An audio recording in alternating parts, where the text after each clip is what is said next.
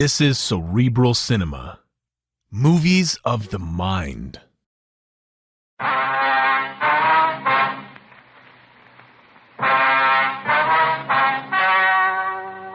story you are about to hear is true. Only the names have been changed to protect the innocent. Fatima, best of all king-size cigarettes, brings you Dragnet.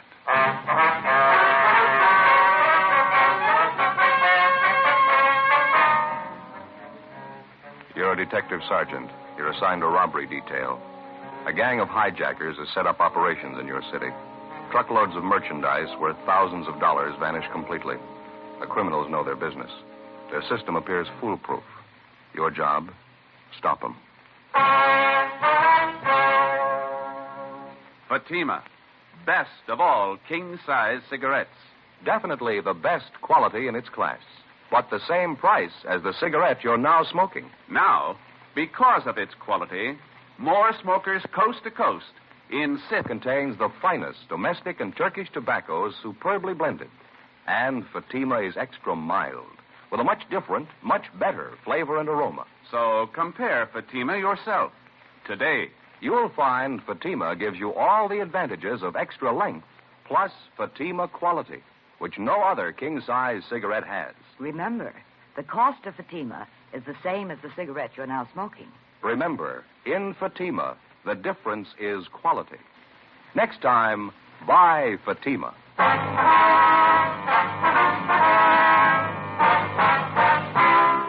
Dragnet, the documented drama of an actual crime. For the next 30 minutes, in cooperation with the Los Angeles Police Department, you will travel step by step on the side of the law through an actual case transcribed from official police files. From beginning to end, from crime to punishment, Dragnet is the story of your police force in action. It was Saturday, November 8th. It was foggy in Los Angeles. We were working the day watch out of robbery detail. My partner's Ben Romero. The boss is Captain Didion. My name's Friday. I was on the way back from R&I, and it was 11:23 a.m. when I got to room 27A. Robbery detail. Joe? Hi. Where you been, anyhow? I've been sitting here 20 minutes waiting for you. Oh, I'm sorry. I've been checking a couple of names through R&I. It took a little longer than I figured. The least you could do is leave a note in the book. I do the same for you. I've been sitting here 20 minutes. Oh, I told you I'm sorry. What's the matter? You feeling well? No, I'm all right. I'd just like a little cooperation, Joe, that's all. Well, what's the matter with you? Oh, I don't know. I guess I was mad when I woke up. Got a crazy house. Well, what's the trouble? Did you have an argument with your wife? In-laws are visiting again. 6 of them. Oh, where are they sleeping? All over the place. 4 adults, 2 kids, and a gray fox terrier. He's not even housebroken. Yeah. How long are you going to stay? A couple of days? 2 weeks. I don't know how I can last it out, Joe. They're crawling all over the place. Kids screaming, dog tearing up the front room, no privacy. I don't know what I'm going to do. Well, why don't you just level with them? Ask them if they wouldn't mind staying at a motel for a couple of days. Huh? I suggested that to the wife this morning. What'd she think? That's when the argument started. Oh. Hey, I almost forgot to tell you that truck driver finally showed up, that Frank Burroughs. Oh, yeah, it's about time. Where is he? Took him across the hall to the mug room. Got him checking out some coming-out mug books.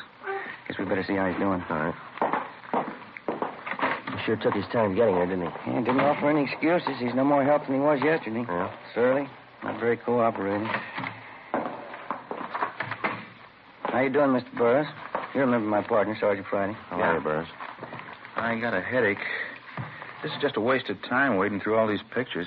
I've been through 2 of these books already. I couldn't identify any of the guys. Yeah, well, we know it's pretty tedious. We'd just like to have you check through a few more volumes, if you wouldn't mind. Look, I don't mind giving you a hand when I got time, but I got things to do today.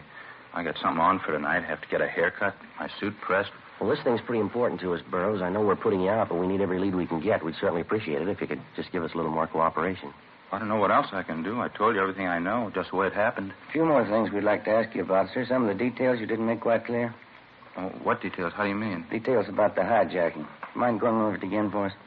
I laid it out for you the last time you talked to me, just the way it went. It's the same as the rest. Well, how do you mean the same as the rest? Well, the other hijackings are the same as those, no different. You pretty familiar with the other jobs, are you? Oh, followed them in the paper, read the bulletin the cops got out on them. It's up on the dispatch board in the garage.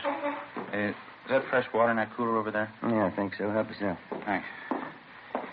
Gotta have a couple of aspirin for this headache. Can't take aspirin without water. Yeah.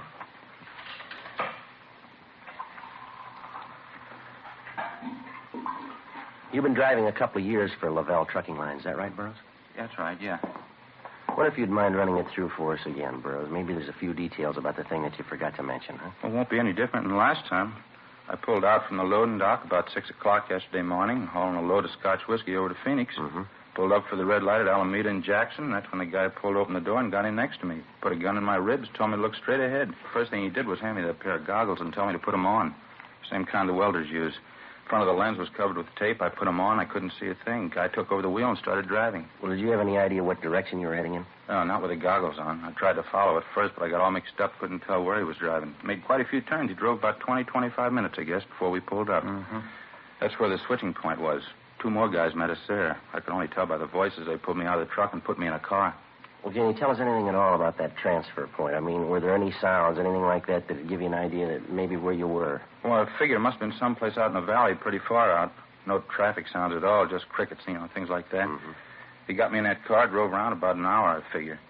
Then they put me on out at the side of the road, told me to leave the goggles on for 10 minutes, and then they drove off. Well, how about those 2 men at the transfer point? If you heard their voices again, you think you could recognize them? I don't know. I doubt it. They didn't say too much. Not that I heard, anyway. I'm just curious, Burroughs. How is it you thought of calling your company first instead of the police? Well, it's their cargo, a whole load of whiskey. If somebody hijacked it, I figure the company ought to be the first to know. I'd like to ask you just one more question. There's no offense intended here. Yeah? You ever been arrested? Well, why? What'd that have to do with it? Oh, probably nothing at all. Have you ever been arrested? I'd like to set you straight on it right now. If you think I was working inside on this thing, you got it wrong. I didn't have anything to do with it. Then there's nothing to worry about, is there? All right. Yeah, I've been arrested. When was that, Burroughs? About 10 years ago. It was back east, West Virginia. What was the charge? Hijacking. Our record showed no previous arrests for Frank Burroughs. For the next few days, he was kept under observation. When we got the kickback from Washington, it showed Burroughs had one previous arrest, the one he told us about, for hijacking. We checked all his friends, relatives, and associates. We found nothing suspicious. His employer said that they were aware of his police record, but they told us that Burroughs was one of the best drivers they had. There was nothing to link him with a series of hijackings which had been going on all over the city for the past month. Our crime lab checked the pair of goggles which Burroughs had been forced to wear during the hijacking. They were an ordinary industrial type, easily obtained and impossible to trace. Other than those belonging to Burroughs, there were no fingerprints on them. Late that afternoon, the missing truck and trailer was found empty in a deserted section of the valley. No latent fingerprints or other physical evidence. 9 a.m. the next morning, we met with Captain Didion. Cargo's gone, huh? Not a trace of it. That's it, Skipper. High-grade Scotch whiskey, 150 cases. Got out of Bolton all the liquor wholesalers. The serial number's listed. That ex-con Burroughs, nothing turned up on him? No, nothing. We double-checked everything about him. He's clean. You didn't get a thing off that abandoned truck? No prints, no physical evidence. Seems like they got it down to a science. Tell that to Thad Brown. He's getting all the kicks from the warehouse operators. 30 days and 6 hijackings. How about moving faster? Well, as you know, we got 12 stakeouts running down freight loads, Skipper. Yeah? Incoming, outgoing. Got 3 girls in the stats office doing nothing but making runs for us. No new suspect. We got a meeting with an informant after lunch. He figures he may have something. There's nothing to bank on now. How about an inside tip-off on these jobs? Any indication the gang's working something like that? No, nothing definite, Skipper. Jobs seem to be pretty well cased, though. We've checked out everybody with a record working for the trucking lines. No reason to think any of them had a hand in it. Excuse me a minute. Didion. Yeah. Live Oak near Trenton Avenue. Yeah, I got it right. Thank you. We got another truck early this morning. Where? There's the location. Better move on it. Looks like they got their signals crossed. How do you mean? Doesn't make sense. Cargo they hijacked. What was it? A load of toothbrushes.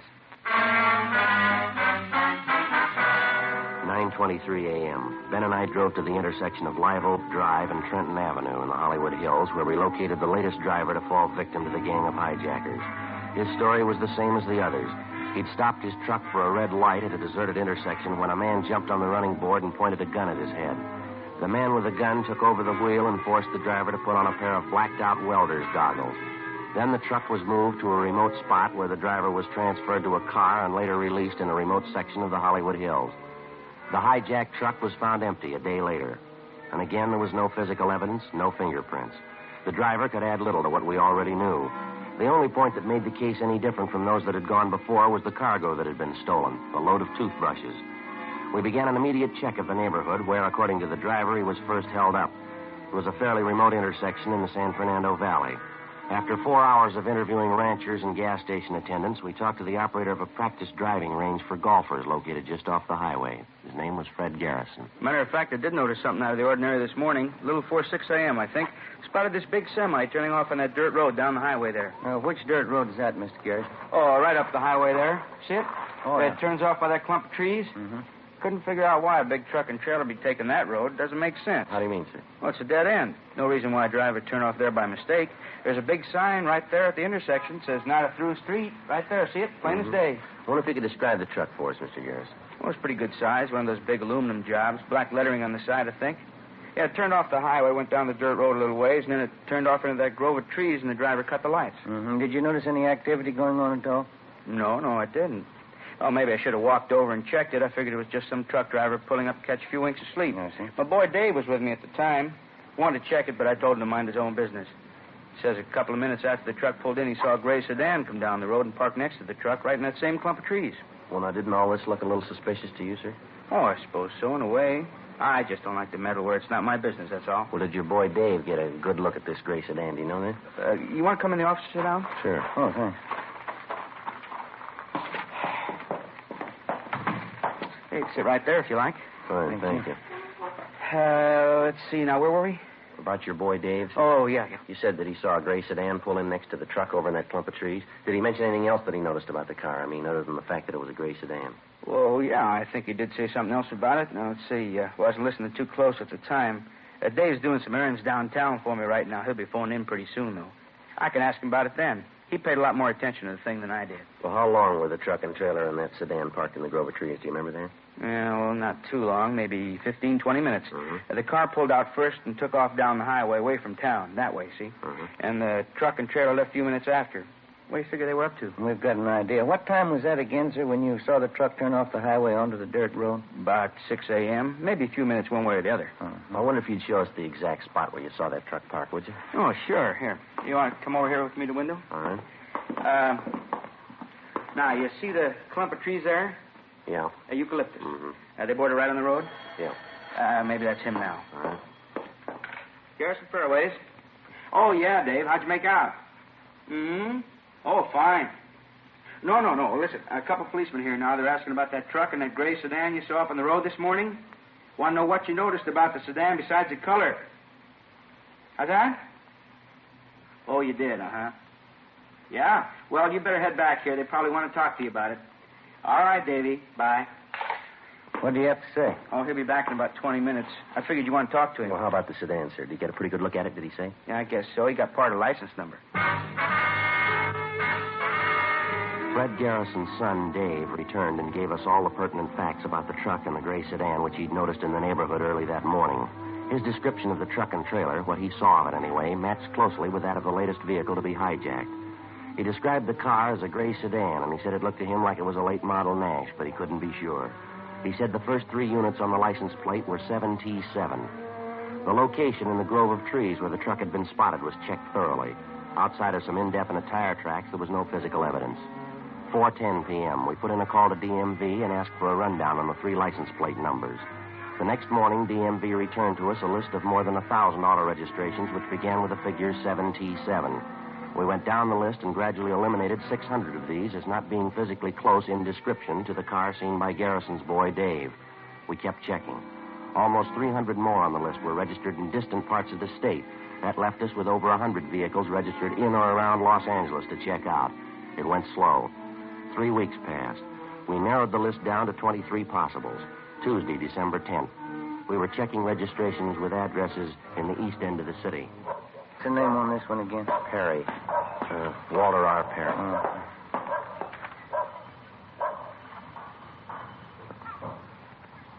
Garage is straight back to drive. There's a car parked in it. Yeah. Let's try the bell again, huh?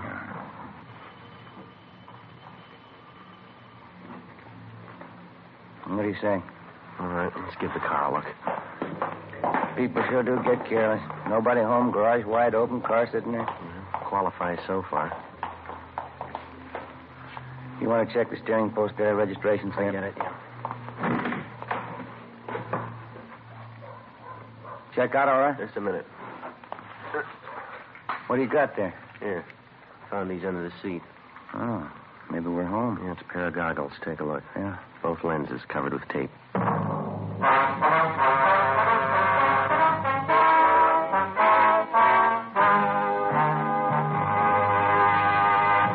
You're in the forgery division of the Metropolitan Police Department. Handwriting analysis.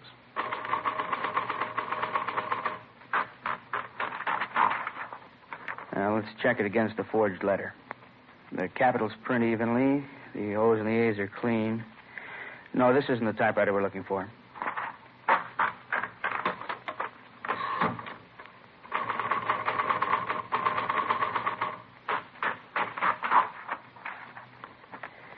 Yeah.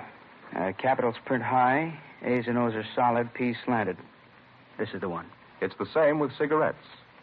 There are many king-size brands to choose from, but when you know all the facts, you'll make your choice Fatima. Here are those facts. Fatimas are the same in length and circumference. 85 millimeters long, 1 1/64 inches around. And Fatima filters the smoke exactly the same long distance as any other king-size cigarette. But in Fatima, the difference is quality. Remember, Fatima gives you extra mildness, a much different, much better flavor and aroma. You get all the advantages of extra length, plus Fatima quality, which no other king-size cigarette has. Fatima, best of all king-size cigarettes. Definitely the best quality in its class, but the same price as the cigarette you are now smoking. Next time, buy Fatima.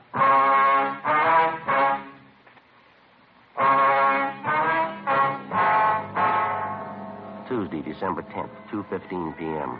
The pair of goggles found in the automobile registered to Walter R. Perry were the same brand and style as the goggles used to black out the truck drivers in all the previous hijackings. Ben and I searched the car, but we failed to come up with any additional physical evidence. We left the garage, checked the house again to make sure that there was nobody at home. Then we went down the street, close to the house, to where we'd parked our car. We put in a call to R&I and requested a make on Walter R. Perry. He had no previous criminal record. A few minutes later, we spotted two women loaded with grocery bags come down the street, go up the stairs of the Perry house, and let themselves in with a key. We went up to the front door, rang the bell, and the younger of the two women answered. Dark brown hair, blue eyes, about 5'6", 28, 29 years old. We identified ourselves, and she showed us into the living room. She told us her name was Leona Perry and that Walter Perry was her husband. They'd been married 11 years, no children. We asked her where her husband was, and she said he was out of town on a business trip up north to Monte Vista, California. We asked her what line of business he was in. Well, right now, Walter's a jewelry salesman. He works for himself. Has to do quite a bit of traveling. Your husband's blonde, about 5'9", 160 pounds, is that right? Yes, that's right. How'd he go up north, ma'am, do you know? Well, I think he went up by train. I'm not sure. You have any idea how we might contact your husband up north? No, I'm afraid I don't. He said he had a couple of business appointments in different towns in that area up there. He didn't tell me where he'd be staying. What's it about, Sergeant? Just a routine check, Miss Perry. Is that a photograph of your husband over there on the piano? Yes. Mm-hmm. When's he expected back, do you know? Well, let's see. This is Tuesday. He should be home sometime Thursday. I see. A minute ago, you said right now your husband's a jewelry salesman. Is that his usual line of work? No, Walter's a truck driver. You work here in Los Angeles? No, he drove for a company up north in the Bay Area, Oakland, Berkeley. He had that job for 10 years, almost from the day we were married. Mm-hmm. And then last December, he had a fight with the boss and he quit. We moved down here to find work, but he just couldn't seem to get placed. How long has he been selling jewelry, ma'am? Oh, about 8 months, I'd say. He's doing very good at it. We have more now than when he was driving a truck. A lot of money in the jewelry business. Well, it's just you and your husband living here, is that right? No, my mother lives with us, too. We just got back from doing the shopping. I guess she's busy putting the groceries away. I see. Mom? Ma? Oh, say that's all right, ma'am. I think you can give us the information we need. Well, I'd like to know what this is about. I'd appreciate it if you'd tell me. Walter isn't in any kind of trouble, is he? Just a routine investigation, Miss Perry. Doesn't necessarily mean your husband's involved. I can tell you right now, my husband isn't involved in anything. Walter's never had trouble with the police in his life. Walter has trouble with the police? What is it, Leona? It's nothing, Ma. These policemen want to talk to Walter. They just want to ask him a few questions, that's all. This is my mother, Mrs. Burt. Ma, this is Mr. Friday and Mr. Romero. I told you, Leona. I felt it all day. Something's wrong. Walter's done something, hasn't he? Now, don't start on that again, Ma, please. The officers told me they want to talk to Walter, that's all. What for if he hasn't done anything? Why do they want to talk to him? Routine duty, ma'am. There's nothing to get excited about. I knew it would happen. I felt it all the time. That funny job he has, selling jewelry, going out at all hours. Couldn't fool me. I knew it wasn't right. What's he done? We're his relatives. We got a right to know. Well, there's nothing we can tell you definitely, ma'am. How about these odd working hours your husband has, Miss Perry? What's the reason for that? Could you tell us? Well, I don't know. Walter works for himself. He just has to make business contacts when he can, that's all. Sometimes it's late at night, sometimes early in the morning. Why don't you stay out of it, Ma? After all, it's our business. Walter's in mine. You just mark my word, Leona. Find out about this. That husband of yours has done something, and these policemen are after him. I knew it wasn't right. I felt it all along. No, please stay And out. his jewelry business, his big money. I should have left and taken you with me the day it started. Walter's a truck driver. It's all you'll ever be. It's where he should have stayed. Why are you always picking on Walter? Why? Because I told you in the first place you never should have married him. 11 years ago, I told you. I never should have come to stay with you. You couldn't go and marry one of those nice boys you met at school. It had to be Walter Perry. Well, maybe you'll see now. Trouble with the police. Now you'll see what kind of a man you married. Shut up, Ma. Sorry, officer. Well, I'm afraid that isn't helping much, Miss Burt. I suppose not. What is it that can help? You have kids, you try to tell them something, make it easy for them, they never listen. Now, that gray sedan back in the garage, ma'am, does anyone else drive it besides Mr. Perry, do you know? No, Leona doesn't drive. Walter's the only one who runs it. He drives it to all these business appointments he has at odd hours? That's right. Only times he doesn't take it's when he's out of town. You ever seen this pair of goggles before, ma'am? No, I never have. What does it mean, that tape all over the front of them? Well, how about your son-in-law's friends? Do you ever bring any of them here to the house? Not since I've been staying here the last 6 months. A lot of different men call him on the phone, and he goes out. Doesn't bring anyone around, though. Oh, I'm just sick of it. Well, can you tell us anything about this jewelry business Mr. Perry's working in? I don't even want to think about it. I raised 4 daughters, nice girls, every one of them attractive. You make plans for them, and you want them to be happy and marry some nice fellow, have a nice, comfortable home. You try to tell them, and they never listen. About the car, ma'am. They get to be 17, and they know everything. My girls could have married wealthy if they were smart. A lot of other girls have done it. They had nice clothes, they got through business school, good home training, all this talk about love. They're all so smart. They know everything, and they know nothing. This is what happens. They wake up and find out. Would you finish putting the groceries away, Ma? I'll talk to the officers. Anything you want, Leona. Didn't mean to upset you. Maybe things will be all right. And just a few more questions, Miss Perry, that's all. Well, whatever it is, I know Walter hasn't done anything wrong. He wouldn't do anything wrong. It doesn't make sense. There's just no reason for it. I remember your father, Leona. 16 years we were married. One night he packed up and left me. There wasn't any reason for that either. Wasn't there, Ma? We continued questioning the wife and the mother-in-law of the suspect, Walter Perry. From the wife, we got the names and addresses of 4 close friends of Perry's who were supposed to be associates of his in the jewelry business. In the basement and in a loft over the garage, we found more than a dozen cases of high-grade Scotch whiskey, cases of expensive furs, and other loot taken in the hijackings. Mrs. Perry said her husband told her he was storing the stuff for some friends. It was only a small portion of the take. We called the office and got out a broadcast and an APB on the suspect and arranged for an immediate stakeout on the Perry house. And then, together with Matthews and Gonzalez from robbery detail, we began checking out the 4 close friends of the suspect. We could locate only 2 of them, but those 2 paid off. In the basements and garages of their homes, we found another portion of the loot, along with evidence that showed that both men had taken active parts in the hijackings. They were booked at the main jail on suspicion of 211 PC. A full week went by. The stakeout continued on the Perry house. Still no sign of him. Saturday, December 20th, 4:45 p.m. We checked back in at the office. This thing's sure dragging out, huh? Yeah, it'd be nice to wrap it up before Christmas, wouldn't it? Get it out of the way. Might work into a couple of days off. No, I don't know if I'm too interested, Joe. What? The days off, I mean. We got visitors on the way again. What do you mean, for the holidays? Who's coming? Same old bunch. My brother-in-law and his wife and his kids and that little dog of theirs. Well, they were just with you for 3 weeks, weren't they? What's the deal? Oh, brother-in-law got home, found a notice from his company. He's been transferred out here. Oh. They're going to stay with us all through the holidays, and then they'll start house hunting. How about that? We've got a problem. It's got a new rug in the living room. I'll bet 20 to 1 on it, Joe. What's that? That little fox terrier. Oh, hi, Skipper. Anything before we check out? Piece of news for you. Just talked to the Ventura Sheriff's Office. We owe them a favor. What do you mean? They grabbed Walter Perry half an hour ago. Monday, December 22nd. Suspect Walter Perry was returned to Los Angeles. He was taken to the interrogation room where Captain Didion, Ben, and I questioned him for almost 2 hours. He was confronted with the evidence and testimony against him, and after another hour and a half of interrogation, he broke. He gave us a full signed statement describing his part in the campaign of hijackings. He also gave us the names of everyone in the gang, how they participated, and to what extent.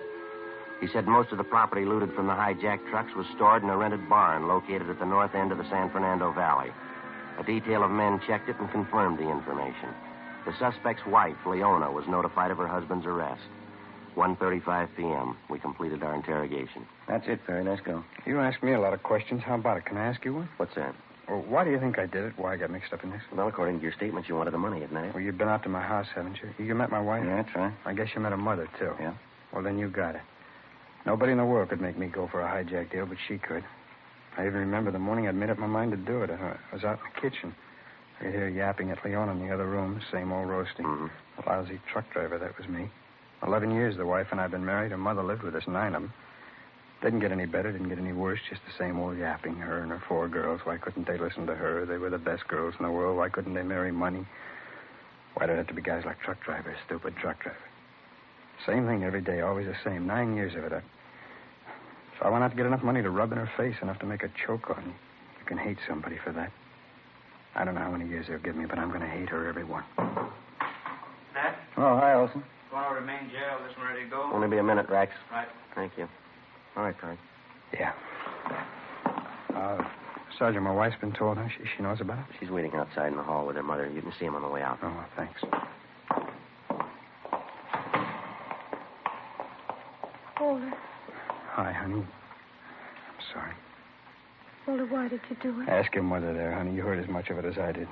9 years' worth. I guess it finally got me sick. She wanted you to have money, so I went out to get it.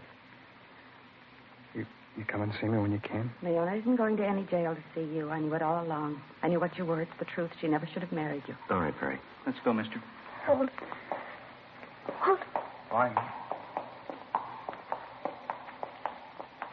How you figuring? I don't know. How about some coffee? Okay. Sure is funny. You see other people sweating it out, your troubles look like nothing. I'm just thinking about it. What's that? Those in-laws of mine. What about him? Guess I haven't got it half bad.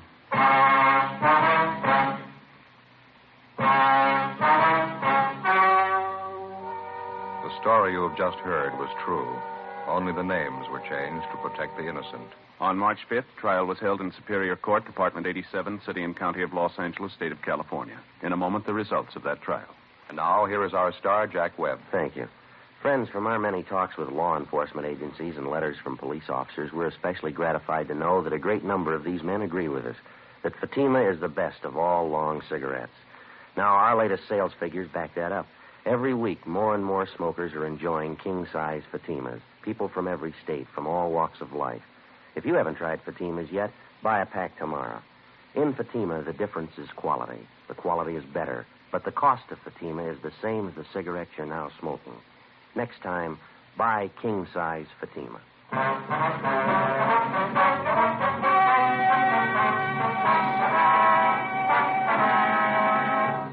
Walter Richard Perry was tried and convicted on several counts of robbery in the first degree.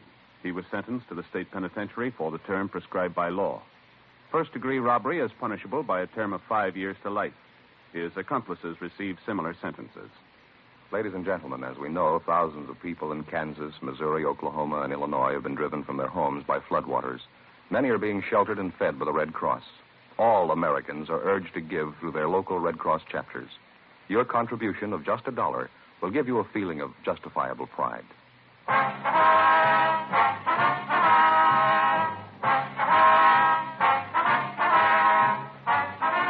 You have just heard Dragnet, a series of authentic cases from official files. Technical advice comes from the Office of Chief of Police W.H. Parker, Los Angeles Police Department. Fatima, best of all king-size cigarettes, has brought you Dragnet, transcribed from Los Angeles. Stay tuned for Counter Spy, next on NBC. Cerebral Cinema hopes you have enjoyed this movie of the mind.